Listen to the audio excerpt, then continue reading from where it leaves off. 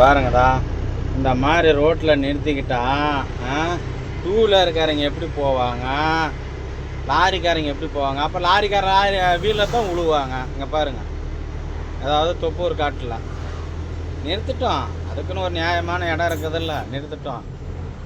இவங்க இந்த two wheeler எதில் போகணுன்றது சொல்லட்டும், பார்க்கலாம். இது எப்படி போகிறது? டூ வீலருக்காரங்க எப்படி எதில் வருவாங்க, அப்படி காருக்காரங்க இப்படி போவாங்க, லாரிக்காரங்க அப்புறமா மறந்துட்டு உழ வேண்டியதான். அப்புறம் இவங்க கேட்டால் நாங்கள் என்ன சார் பண்ணுறதுங்கிறது தான். எல்லாம் மனசாட்சியோடு வேலை செய்யணும். டிரைவருங்களை குறை சொல்கிறாங்கன்னா ஏன் குறை சொல்ல மாட்டாங்க? இப்படி கொண்டு நிறுத்திக்கிட்டா கம்பெனிக்காரங்களுக்கு தெரியாது எவ்வளோ பார்க்கிங் பண்ணணும்னு. நம்ம நிறுத்தினா மட்டும் ரோட்டில் நிறுத்தினா உடனே துரத்தி இந்த இடத்த நிற்காதீங்கிறாங்க. இப்போ இப்படி அந்த ஆபத்தான சூழ்நிலையில் இறக்கத்தில் நிறுத்தி வச்சுருக்குறாங்க. இந்த டூ வீலர்காரங்களாம் எப்படி போவாங்க? மனசாட்சி உள்ளவங்க கரெக்டாக செஞ்சால் பரவாயில்ல.